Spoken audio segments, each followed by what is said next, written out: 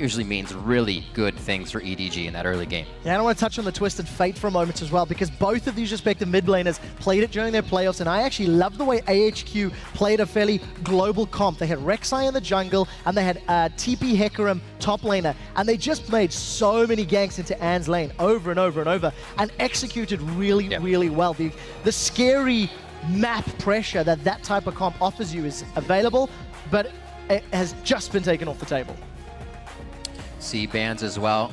Mako not getting that Annie. Don't think it's anything he's going to be seeing this tournament. We saw that happen all the way through the LPL once he started on that support.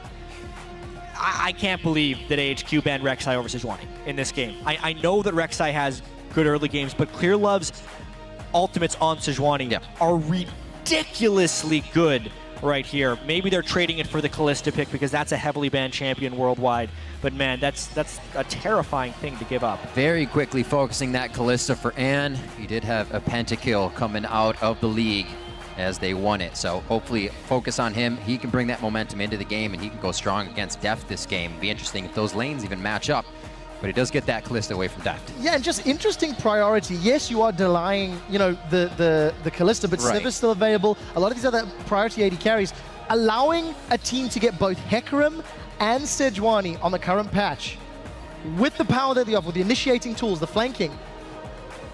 This is League of Legends in hard mode if you're AHQ. Deft's Jinx is still left as well if they decide to go with that type of composition.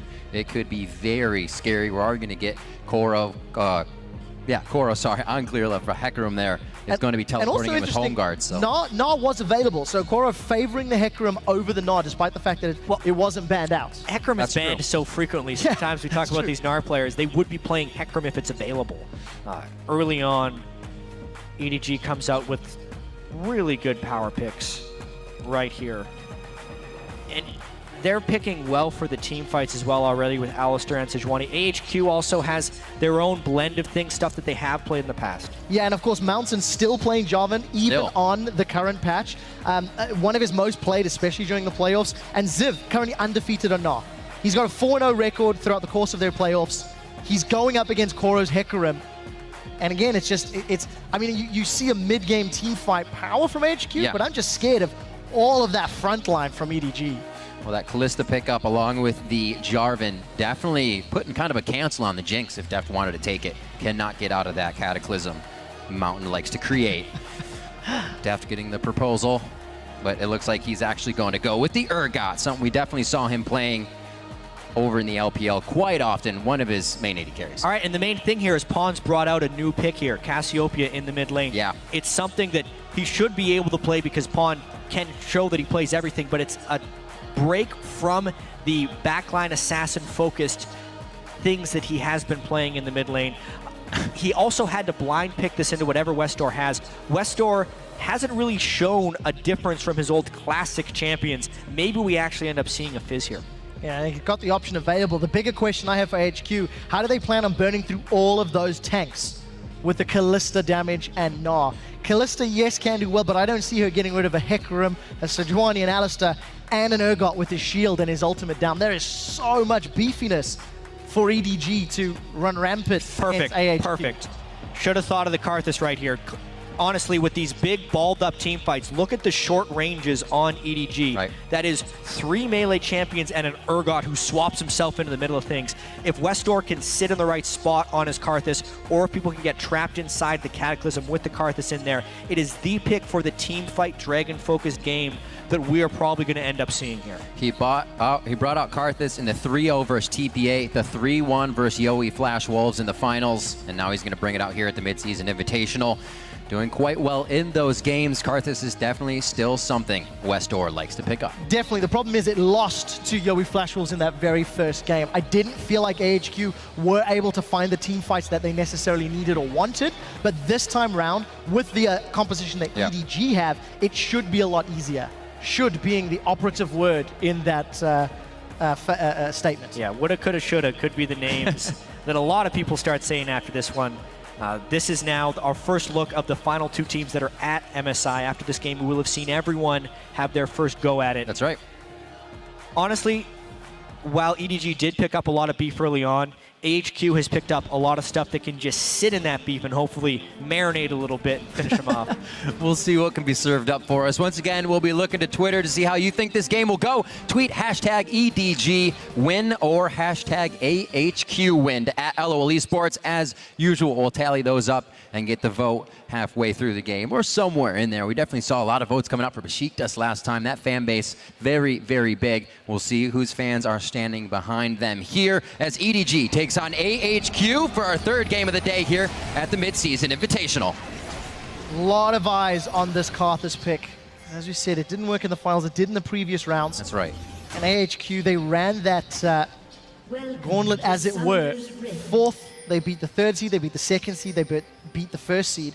And I think the analyst desk also touched on the story that AHQ had an underwhelming regular season and overwhelming playoffs. EDG the opposite. Overwhelming regular and very lackluster finals. Let's see who will be channeling which performance in their opening game. Yeah, so a 5-man invade from AHQ. They're trying to get the deep wards in, but it's a blind 5-man invade, so they have no wards on their backside, which basically means EDG can get easy wards into the jungle of AHQ for doing this. Another thing we have to note, Koro picking up the smite on Hecarim against Dinar. If that were to be a straight-up 1v1 matchup, because the smite early on giving fewer combat summoners, the Hecarim and Koro would actually be pushed back fairly easily by Ziv. So maybe we end up seeing a little bit of double jungling for EDG or just a more reserved early laning phase from Koro. Minions have spawned. Well, for the time being, Koro currently sitting around that wolf camp. May be kicking that one off. Lane swap not actually being initiated just yet. Yeah, here's the thing. Even though AHQ was able to place those deep wards, Mako and Deft had actually already ran through the lane. Right. So those wards didn't see anybody for AHQ. They have no way of predicting this because no one walked through the lane swap board that it was intended for the scouting. Looks like we're going to get shared jungle camp on the Krug's top side coming out of Ziv and Mountain, but it's a 1-in-1 camp here. It's going to be Clear Love taking his own and Koro as well. We'll see how this approaches the lane if they can get there to use that level 2. We did see that Mako was freezing that lane in the bottom. So Anne and Albus with the information and the early Grump camp. So let's see if they do get to that level 2 and what they can do against it. It's just going to be quite difficult against the very beefy Urgot Allison. I think you can see Mako and Def both sort of respecting the range of their opponents, backing off, knowing level 2's on the way. Level 2, ridiculously important for both of these combos. If you do not respect the Callista Thresh level 2, you will die. At this point, EDG kind of called the lane swap improperly. They probably would have done both Krugs so they could match the Gromp that AHQ did, but because they only did one Krug and then froze the lane, they had to concede that bottom lane level 2 power spike to AHQ and therefore give Anne and Albus control of the lane. Gotta feel good for AHQ here. Those first 2 picks were Anne and Albus's Thresh and Callista, so to get that in a nice strong lane early is going to keep the momentum up for them. Pawn now trading in the mid lane. As you can see, their stats a bit higher for Westor in that, but the kill participation from Pawn a little more grisly. Mountain going for a gank. No flash possible on Coral. There they go. He gets a knockup. Koro's in trouble, continuing to run away. Remember, there's no summoner. The boomerang's not enough. Mountain and Ziv unable to get the killing blow. If Ziv had been able to poke down Koro a little bit more, the idea of that gank was sound, but Koro had an experience edge. He was healing up just enough for the minion wave, and he survives a very bold gank there by Mountain, flashing in behind the turret. Yeah, cloth armor definitely helping out that one. We do see the death sentence connecting on Mako, but minion wave just under the tower, and Deft gonna have some free time to farm. Great little play there by Koro to stay in the lane and soak up those minions, even though he got pushed out. Still higher than Ziv in that situation. Back to the mid here, 25-21. Pawn looking to get in the face of Westor just a little bit with those miasmas to keep him out of range. Yeah, I still love the idea of Mountain's early gank on the smiteless Hecarim. So infrequently do you see a flashless top laner punished by early ganks, because very frequently you end up lane swapping that. EDG bold enough to lane that 1v1, and Koro doesn't actually get punished for it. I just really like the idea of the gank because the gank burned the flash and it still wasn't successful and Cora was able to stay in lane, it's actually to huge benefit for EDG. Oh, Clear Love picking up the Scuttle Crab in the Do-Si-Do in the river here with Mountain. Could be heading down towards the bottom lane. Doesn't look like they have too much awareness, but they're just going to keep it safe. No pressure there, as both junglers are going to be on the bottom side. Keep an eye on those CS numbers as we do continue to progress through this very standard laning phase. Sentence goes wide. Clear Love maybe expecting a gank, hanging out just behind the wall. The threat of the Lantern from Albus is very scary. And nice Albus, that is caught out. They're going in for more, but they've turned.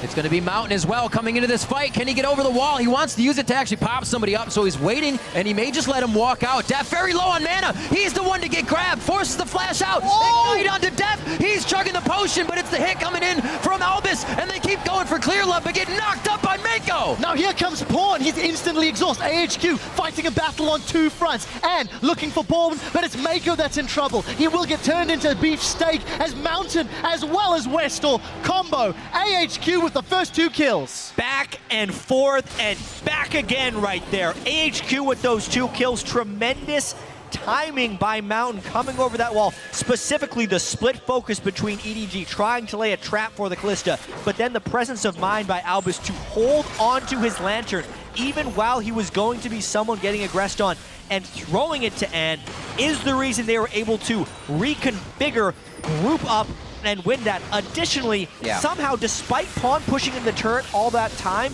Westdoor beat him to the fight, and that's another big turning point there. Now the window is also open for that Karthus ultimate to come in, something AHQ, or rather, I'm sorry, EDG has to be aware of when they're fighting around it or within that window. We'll have to see what Westall can do. Down a little bit of CS thanks to that previous roam, but the kill more than makes up for it. Even Stevens across the board as far as CS is concerned. EDG gonna have to bounce back. Mountain, no early pressure, and again, that Jarvan, there's very few players still playing Jarvan at 5.7.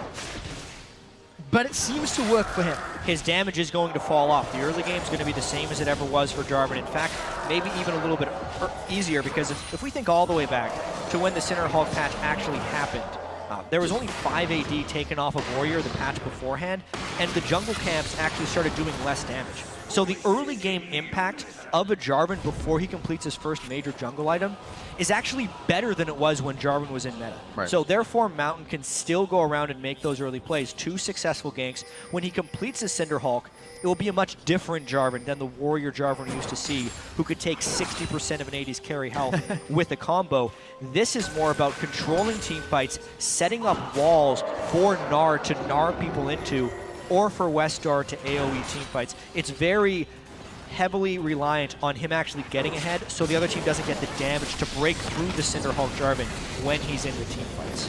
Well, 2 assists in that early team fight. A step in the right direction as far as AHQ and Mountain are concerned. That 1,000 gold lead playing into the favor. We're getting close to the 10-minute mark.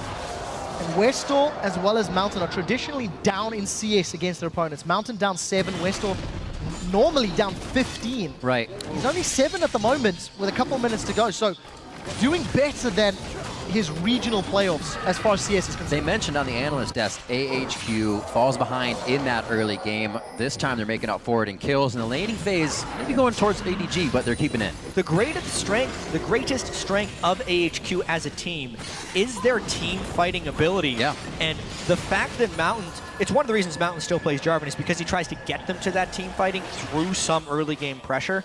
And they've been able to do that here because they were able to beat Clear Love to a gank. Now it becomes about this dragon. Yeah, and you know, again, Analyst Desk alluded to it. Across all the teams in the tournament, AHQ have the earliest first dragon time on average. In comparison, we're about to hit that time when they traditionally secure their first Drake. There's not a whole lot of vision in the area, and it's actually EDG, I feel, who have slightly better wards, but we'll see what AHQ can do with that. And we also have to see how AHQ can deal with or use Westdoor's Requiem at this point in the game. Any gank or any skirmish that happens anywhere outside the mid lane can be added to by the Karthus. That's actually interesting here. Pawn pushed out the mid lane so heavily, and he might actually tilt the scales here by being a mid laner, ganking bot. Interesting roam. Slow movement by him. It looks like he's actually called this one off, but maybe waiting for Clear Love in turn. They kind of cross paths here. Mountain also may get this ward to spot out Clearlove. At this point, Pawn wasted so much time on the roam. He has to get back to wave management. And now it becomes more about the Dragon. Remember, a Sejuani at level 6 is a terrifying thing if he can land that Glacial Prison. Whoa! Right. That's a massive cataclysm. The Requiem coming down. That's the window they need to not fight in. But AHQ is going to make it happen, and EDG starts to answer very nicely. The home guard teleport coming in. Actually, it's not on the home guard, but the teleport works for Koro. Ziv's a bit too big to keep going on. They should be able to finalize this one out. Koro gets the smite. They're going to transfer this one over to Pawn. Actually, Koro gets it in the end. And a 4 for 2 in favor of EDG. And they were unable to burst someone at the start of that gank, which is why Clearlove had the time to come up through the lane, land the ultimate, and turn that fight around. Additionally, this time Pawn beat Westar to the roam. Teleports came in at exactly the same time, but at the end of the day, the cluster favors EDG because they were the ones that didn't get bursted out early. Instantly evening out the scales. EDG managing to balance out the goal. There's the fight again, Jeff. So one thing, Mountain commits so hard, he uses EQ for no damage but for distance, therefore he can't get the burst. Then beautiful dash ult by Clearlove. Watch the teleports come in. The Hecarim basically jumps in as Ziv narded them into the wall, so the follow was a little bit late. Total chaos, and it probably would have been a 3 for 2 if not for Pawn roaming down there at the end to pick up Ziv. That was an amazing flash by Mako. He put himself, where you say goal side to the Fate's call. That's how Deft flashed out of the Cataclysm, because Mako got popped, not Deft. Very fast thinking by Mako to flash inside the Cataclysm to save his AD carry. Well played indeed. EDG's team fighting, giving them the advantage, in fact, as again, both junglers have moved into this Dragon Pit to clear out the vision. Several times. It's actually Clearlove that started this, but he did walk straight over an AHQ ward. He's actually going to back away, as I think he spotted Mountain as well. You can feel both teams want to get their hands on this Dragon, and they're looking to see if they can find a crack in their opponent's armor to go for that objective. Well, right now that teleport of Koro is down. It may be something very helpful if they can get number priorities on the bottom side of this map. But right now we still have quite an even dual lane in the bot, so it's not really decided. Yeah, and that even, laning phase at 12 minutes is favoring Koro. He's farming up, he's ahead of Ziv, he's got kills, he's got time, and he's scaling quite well. Everything is moving down bottom lane this match as well. Clearlove has been living down here, and it makes the teleport smite top laner almost impossible to punish at this point because we know the Dragon is such a high priority. So Koro should be able to basically free farm, and it makes it really difficult for either of these bottom lanes to commit because there is so much pressure from both sides being dictated onto that bottom lane. And the next person who slips up is going to forfeit the Dragon. And I feel like this is smart play from EDG because if you go back and watch AHQ's playoff run, a lot of their ganks is focused around Ann. Ann is probably the primary carry in terms of helping them win games. Westar is the star, but it's Ann that does a lot of the groundwork and the actual heavy lifting. And you constantly see Mountain going into that lane. You constantly see him track. When Westar was in TF, he was going down to the lane, and you can see in Clearlove's positioning, Pawn's positioning, they're waiting for that fight just out of sight. Hopefully it doesn't backfire for them with him going in the bottom lane so much. The kills have gone onto Westar and Ziv. Not too bad. Still going to get pressure out of them. And 3 assists to Ann and Albus. Full kill participation from Mountain as he keeps himself omnipresent in this game. And we have to note that pink ward down in the bottom lane. It has existed for about 4 minutes there because EDG hasn't pushed through the lane far enough to clear that ward. It's another reason Clearlove keeps seeing these mini opportunities in that bottom lane because he knows that AHQ is relatively pushed. It's just a matter of actually getting ward control in that river so he can take an appropriate route for himself. Animal Brawl in the top lane. It does not look like these guys are using wet noodles this time. They are throwing some hard punches left and right, and Ziv got a very nice Gnar bar on that one. Mega Gnar was just what he needed. Definitely working in his favor, and I think some props to AHQ as far as their laning is concerned.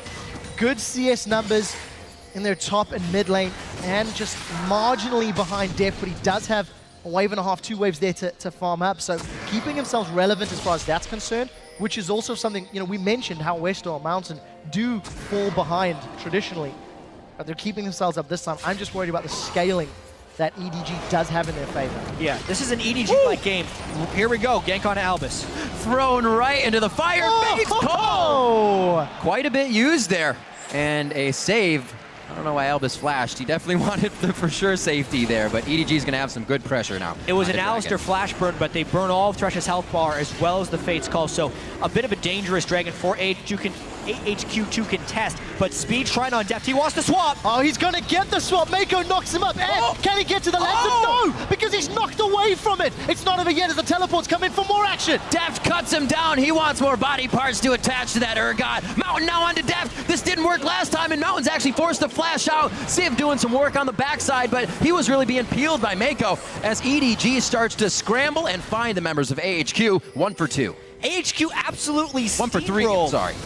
Like moths to a, what is it, a moth killer? What do you call it? Moth to a flame. A bad idea right there, because they'd already lost so much, but they're attracted to that dragon. EDG knew it. There was the speed shrine right there. A disaster for AHQ and a nice play by EDG. AHQ always fights around dragons. It's one of the things that they consistently do. They want to go for it. They want that objective. And this time around, it cost them. That's the second big team fight in a row that EDG have just simply outclassed them.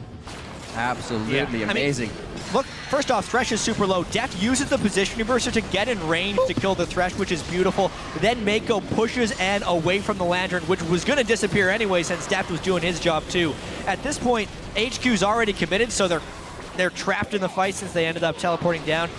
One of those times where you actually have to concede first Dragon because EDG was in clear position to win that with speed tride control as well as the pre-fight poke. All that pressure from AHQ in the bottom lane, and now Deft has 2 kills after those fights. They put so much on him. They tried not to let that Urgot get going, and now he has his 2 kills. Remember, if you want your voice heard, add that hashtag to your tweets on social media as you get through. We got some good games going on, and they're only setting the bar higher here as we are now in game 3. Well, Koro's Hecarim, 3-0-1. He's got his Cinderhole completed, got a Glacial Shroud picked up. He's already terrifying and tanky, and Love is looking for more fight, but we did see Mountain just off the side of the screen. Everything is about this bottom lane. Everything. Why not? Always. Why not? Basically, mid lane is a farm off right here between Pawn and Westor. Westor is almost always conceding turret pressure to Pawn, so unless Mountain was going to gank Pawn, there's no reason for Clear Love to go elsewhere right now. He knows Koro is free farming and will outscale at this point. And here we go. Maybe if Clear Love would have been there, the one time he's not. Requiem window coming in. Can they make the nightmare? And they do for Deft. Mako's now going to have a tough time getting out of this, but we got a double rotation down Clear Love as well as Pawn is going to stop that fight. This time, Mountain used the Lantern for distance and the EQ combo for the damage, which allowed him to dunk down Deft. Yeah. And they did find that window where Clear Love wasn't actually bottom lane, so they're able to get something back. This is still a game yet. Yeah, very important for AHQ. They should secure this tower as well. Albus playing defensive on the back line. Just trying to deny as many minions as possible. I think all of that focus on bottom lane, all of that pressure, one momentary lapse, one momentary mistake, and all of a sudden AHQ get the kills and the tower. And Koro and Ziv continue to trade aggressively in this top lane. Very, very aggressively. Even with that skirmisher is not really able to do much against Ziv here as he keeps pressuring it in. A 3-0-1 Koro, however, we have not seen the implications of his home guard teleport in this game. Could be very big. And Requiem's catching EDG off guard. When will the Hecarim Onslaught of Shadows home guard catch AHQ off guard? There's going to be 2 very powerful top laners in this game. I really want to see how hard Koro is to kill with those 3 kills. Plus the Cinder Hulk early, especially when he's able to complete these next 2 items he's going to be working on. He's probably working on Frozen Heart and Spirit Visage as his next 2. Those big 3 tank items for Hecarim make him an absolute menace, which Kalista, while Kalista's a great AD carry, does have a hard time working through some hyper tanks, which is what Sejuani and Hecarim may end up becoming this game. It's that EDG late game scaling we may end up keep talking about, but they are in position to create some very tanky fights. I'm very interested to see how Ann wants to handle that front line with that attack speed dagger if he goes the traditional BT into Hurricane. It's going to take a lot of those spears to rend away EDG's tank line. Well, 20 minutes on the clock will be when Baron spawns. That's important for EDG because they are the mid-game Baron team. And that's a good gnaw backwards. Koro, even under turret shots, but still has his Onslaught of Shadows if he needed it. Not this time, though. Healing up, not too much of a problem for him, but a little bit of a funny play coming in. Those guys are on their own island in the top lane for quite some time here, both with 3 kills, so they want to see who can punch harder right now. 30,000 gold pretty much across the board, as you say, Trevor, even Stevens, as EDG looks to even up the turrets as well. And without Westor anywhere nearby, there's not a lot of wave clear, or safe wave clear, against that sort of front line. So even trade as far as towers are concerned, and EDG take a small gold lead thanks to the CS and extra kill in their back pockets. Yeah, considering this game is going to be so teamfight focused as well, I'm a little bit surprised by Clearlove Spectre's Cal there on Sejuani. Going Aegis into Locket I think would have been much more well advised, especially considering EDG is going to be a big ball of tanks in teamfights sitting in Karthus Defile if things go well for Westor. Basically, by not going the Aegis, they put a much higher priority on getting Karthus out of fights. So, assuming they know what's up here, Mako should be headbutting Westor out of teamfights near deaths, or they should be really, really being careful not to stay around in that Karthus Defile. A lot of pressure then on Mako to make the right call. But we've had a 21-minute laning phase with multiple repeated ganks down into the bottom lane. I think we're in for another long period of play because Dragon is only up in 30 seconds. That's Dragon number 2 at 21 minutes. And for a team like AHQ, who do traditionally put a lot of emphasis on that objective, this is not what they're used to doing. EDG, on the other hand, they're not really the 5-Dragon team. Well, again, they get the crab right before the Dragon. That's exactly when you want to take it, so they can now try and speed Trine off to get the swap or an Alistar initiation like they did last time. The river belongs to EDG for the most part. Top lane did go down. Top laner teleport timers have been pretty much identical this entire time. AHQ has to be incredibly careful not to get poked down before the fight like they did last time, because they do not want to go down 2 dragons to 0.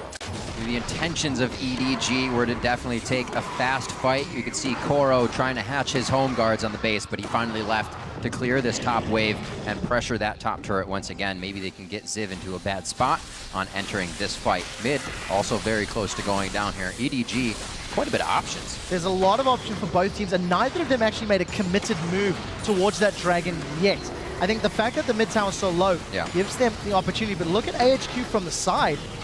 Can Albus get a death sentence? The answer will be no. It's a lot of damage too. Again, Albus is going to be starting this next fight at very low health. Whether it's the Dragon or the mid lane, EDG now has 2 points with which to take advantages off of.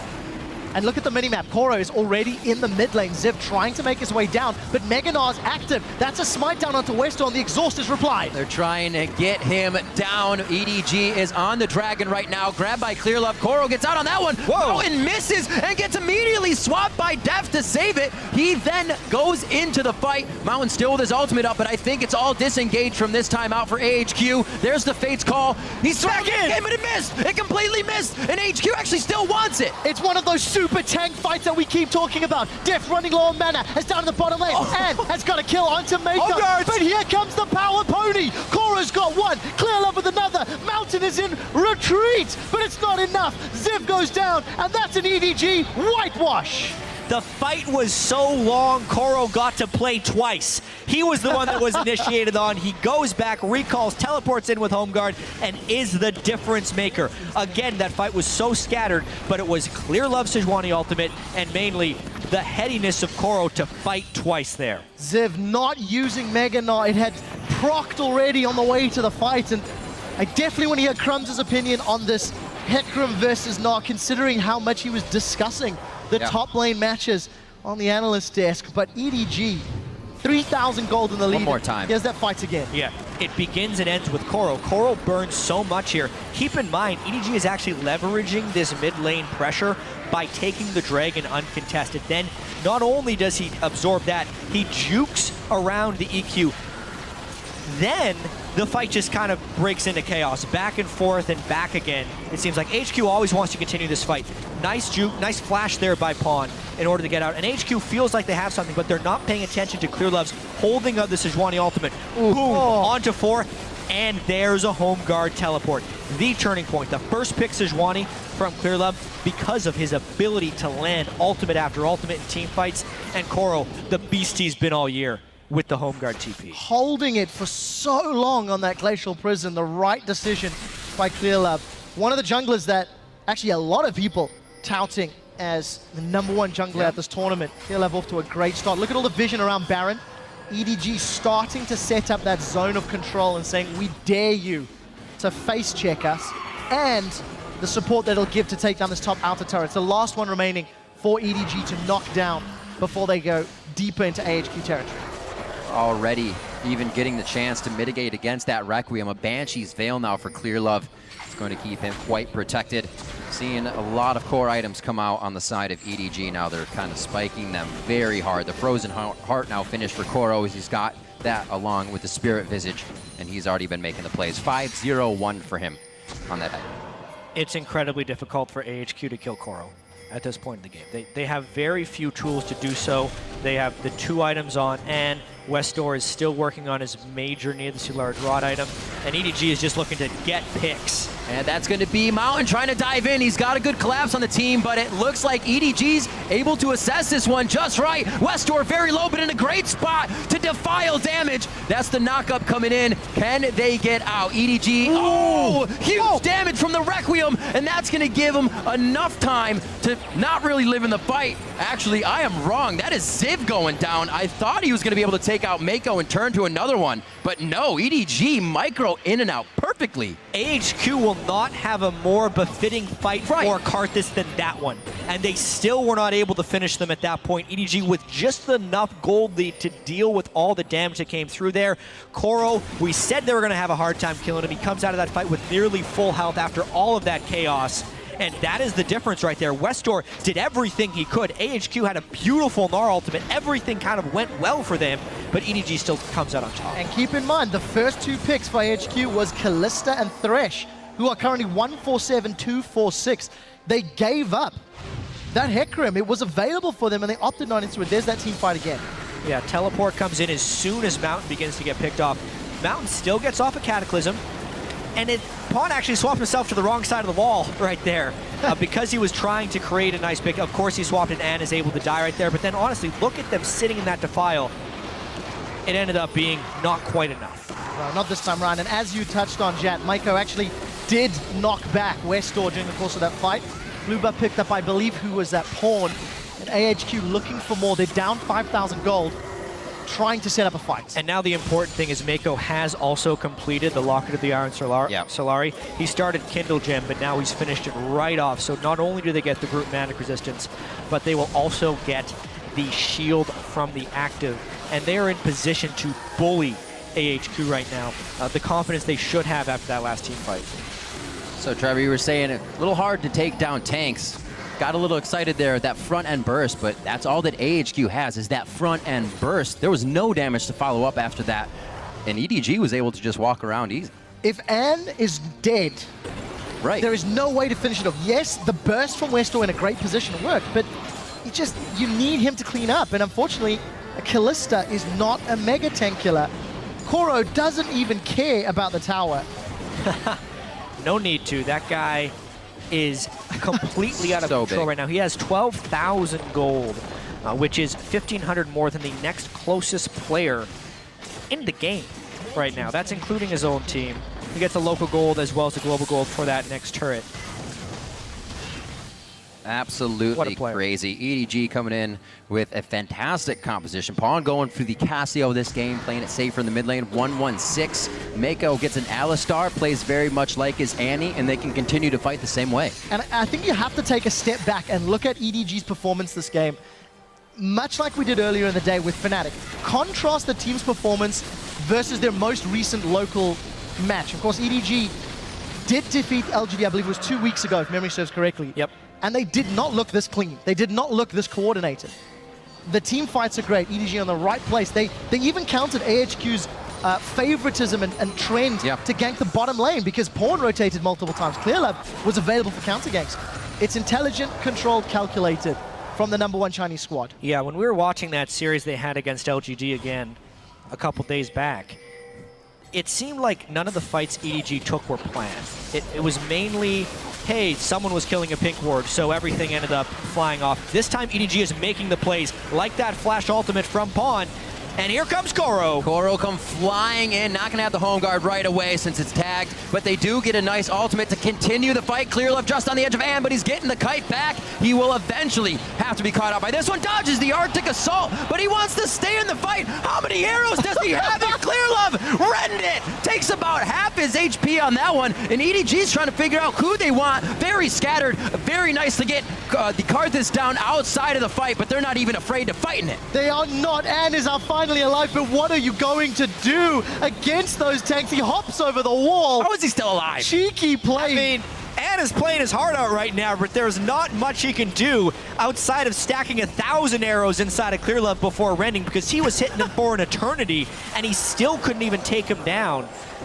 At that point, they lose 2, despite so much being burnt on Ann as he's kiting backwards. It was actually 3 dead. The fight went on for so long, Mountain ended up coming back. If ever you needed more proof that Kalista cannot kill tanks, that was it.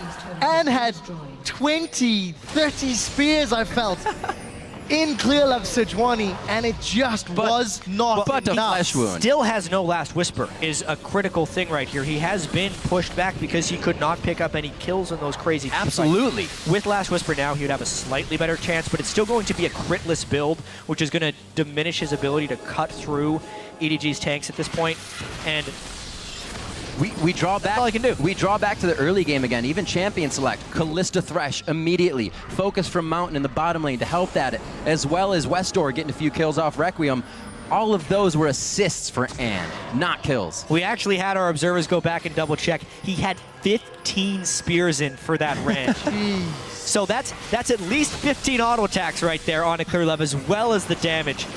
No, couldn't get him. No, he couldn't, but Koro does find Ann. Ann's in trouble, and he is down. Westor gets caught by the Glacial Prison. He's in full retreat, and EDG, a running rampage of AHQ. Ziv not even close to getting a Gnar. They all have to scatter. A triple kill coming in now for Koro. The legendary horse, 10-0-6, and Deft is going to finish off Albus just to boot on the fight. Ziv throwing out some wards to try and stop this, but it is just a grind now from EDG. They have figured out AHQ, and now they're going to be pressuring down with the Baron.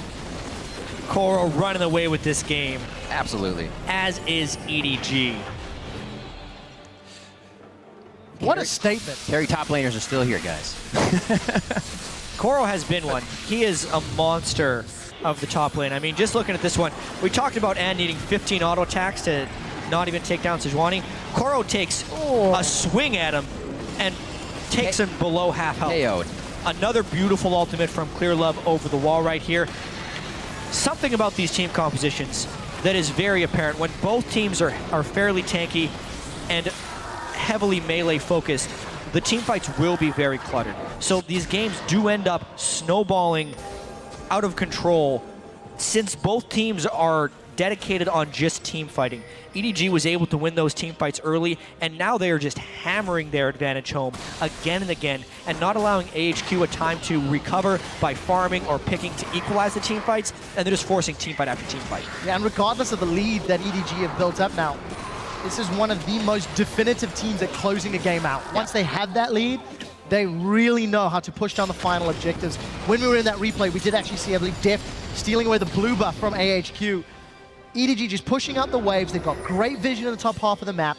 Baron empowered minions. There's only one inner turret there in that top lane left to knock down, and EDG instantly group up.